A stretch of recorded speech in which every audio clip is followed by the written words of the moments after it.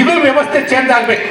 ಇದು ವ್ಯವಸ್ಥೆ ಚೇಂಜ್ ಆಗ್ಬೇಕಾದ್ರೆ ಏನ್ ಮಾಡಬೇಕು, ಇವತ್ತಿರ್ತಕ್ಕಂಥ ಯುವಕರು ನಿಮ್ಮ ನಿಮ್ಮ ಓಣಿ ಒಳಗ ನಿಮ್ಮ ಮನೆ ಪಕ್ಕದಲ್ಲಿರ್ತಕ್ಕಂಥ ಮಕ್ಕಳಿಗೆ ಹೇಳ್ತಕ್ಕಂಥದ್ದು ಕಲೀರಿ. ತಂದೆ ತಾಯಿಗಳು ನಿಮ್ಮ ಮಕ್ಕಳಿಗೆ ಬುದ್ಧಿವಾದ ಹೇಳೋದನ್ನು ಕಲೀರಿ. ಇವತ್ತ ಸ್ನೇಹಿತರು ಇರ್ಬೋದು, ಶಾಲೆ ಒಳಗಿರ್ತಕ್ಕ ಮಾಸ್ಟರ್ ಒಂದೇಟು ಹೊಡೆದಪ್ಪ ಯಾಕೆ ಹೊಡೆದ ಅಂತ ವಿಚಾರ ಮಾಡಂಗಿಲ್ಲ, ಯಾಕಲ್ಲ ಮಾಸ್ತರ್ ಹೊಡೆದಲ್ಲ ಅಂತ ಬರ್ತಾರೆ.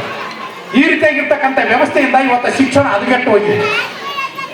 ಈ ಒಂದು ವ್ಯವಸ್ಥೆ ನಾವು ಶುದ್ಧ ಮಾಡ್ಬೇಕಾದ್ರೆ ನಾವು ನಮ್ಮ ಮಕ್ಕಳಿಗೆ ಬುದ್ಧಿವಾದವನ್ನು ಹೇಳೋದು ಕಲೀರಿ. ಇವತ್ತ ಎಷ್ಟೋ ವಿದ್ಯಾರ್ಥಿಗಳಾಗಿರ್ತಕ್ಕಂಥ ಪರಿಸ್ಥಿತಿ.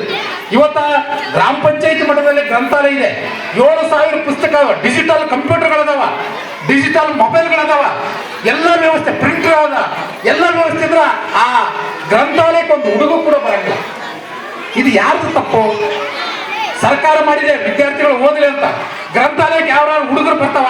ಬರಂಗಿಲ್ಲ. ಯಾಕೆ ಬರಂಗಿಲ್ಲ? ಆ ಮನೆಯೊಳಗೆ ಶಿಕ್ಷಣನೇ ಆ ಮಕ್ಕಳಿಗಿಲ್ಲ. ಇವತ್ತು ತಂದೆ ತಾಯಿಗಳು ಆ ಮಕ್ಕಳು ನೋಡಿ ಅಂಜು ಒಡೆ ಹೋಗ್ತಾ ಇದ್ದಾರೆ. ಆ ಪರಿಸ್ಥಿತಿ ಆಗಿದೆ ಇವತ್ತು. ಅದನ್ನು ಸರಿ ಮಾಡ್ತಕ್ಕಂಥ ವ್ಯವಸ್ಥೆ ಆಗಲಿ ಅಂತ ಈ ಸಂದರ್ಭದಲ್ಲಿ ಹೇಳ್ತಾ, ಇವತ್ತ ವಿದ್ಯಾರ್ಥಿಗಳು ಇವತ್ತ ಸನ್ಮಾನ ಮಾಡಿದ್ವಿ ನಾವು.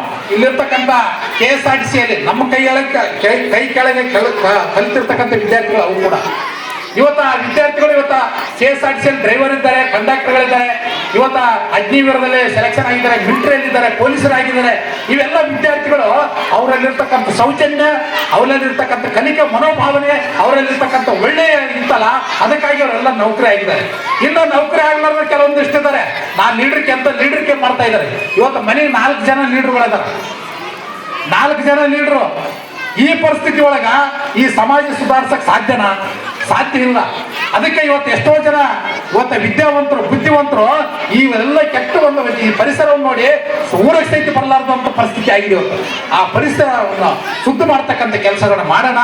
ಯುವಕರಿದ್ದೀವಿ, ಇಲ್ಲಿ ಸಂಘ ಸಂಸ್ಥೆ ಅಧ್ಯಕ್ಷರು ಪದಾಧಿಕಾರಿಗಳಿದ್ದಾರೆ, ಮಕ್ಕಳಿದ್ದಾರೆ, ನಾವೆಲ್ಲರೂ ಕೂಡಿಕೊಂಡು ಒಂದು ಒಳ್ಳೆಯ ಪರಿಸರವನ್ನು ನಿರ್ಮಾಣ ಮಾಡೋಣ. ಇವತ್ತು ಪ್ರತಿಭಾ ಕಾರಂಜಿಯಿಂದ ಇಂತಹ ಸಂದೇಶಗಳು ಹೋಗ್ಲಿ ಇರತಕ್ಕಂಥ ನನ್ನ ಭಾವನೆ ಇತ್ತು. ಆರ ತುರಾಯಿ ಮಾಡಕ್ಕೆ ಹೋಗ್ಬೇಡ ನೀವು. ವೇದಿಕೆ ಕರೀರಿ, ಮಾತಾಡಕ್ಕೆ ಹಚ್ಚರಿ, ವಿಚಾರಗಳನ್ನು ಮಾತಾಡ್ರಿ, ವಿಚಾರಗಳನ್ನು ಪ್ರಸ್ತುತಪಡಿಸ್ರಿ. ಅಂದಾಗ ಮಾತ್ರ ಅದು ಒಂದು ಸಂದೇಶ ಹುಟ್ಟುತ್ತಂತ ಈ ಸಂದರ್ಭ ಹೇಳ್ತಾ ಇಲ್ಲಿವರೆಗೆ ಮಾತಾಡಲು ಅವಕಾಶ ಮಾಡಿಕೊಟ್ಟಿರ್ತಕ್ಕಂಥ ತಮ್ಮೆಲ್ಲರಿಗೂ ವಂದಿಸುತ್ತಾ ನಾನು 2 ಮಾತುಗಳು ಮುಗಿಸ್ತೇನೆ. ಜೈ ಹಿಂದ್, ಜೈ ಭಾರತ ಮಾತೆ. ಬಹಳ ಹರಿತವಾಗಿದ್ರು ಕೂಡ ಅದರಲ್ಲಿ ಒಂದು ಗೂಢ ಅರ್ಥ ಇದೆ ಅಂತ ಹೇಳಿಕ್ಕೆ ಇಷ್ಟಪಡ್ತೀನಿ. ಮುಂದಿನ ಕಾರ್ಯಕ್ರಮಗಳಲ್ಲಿ ನಾವು ಆರ ತುರಾಯಿಗಿಂತ ವಿಚಾರ ವಾದ್ಯ ಗೋಷ್ಠಿಗಳಿಗೆ ಬೆಲೆ ಕೊಡ್ತೀವಿ. ತದನಂತರದಲ್ಲಿ ಇರ್ತಕ್ಕಂಥ ಎಲ್ಲ ಕಾರ್ಯಕ್ರಮದಲ್ಲಿ ತಾವು ಅನಿಸಿಕೊಂಡಿರ್ತಕ್ಕಂಥ ಎಲ್ಲ ವಿಚಾರಗಳನ್ನು ಅನ್ವಯಿಸಿಕೊಂಡು ಕಾರ್ಯಕ್ರಮ ಮಾಡ್ತೀವಿ ಅಂತ ಹೇಳ್ತಾ ಈ ಕಾರ್ಯಕ್ರಮದ ಕುರಿತು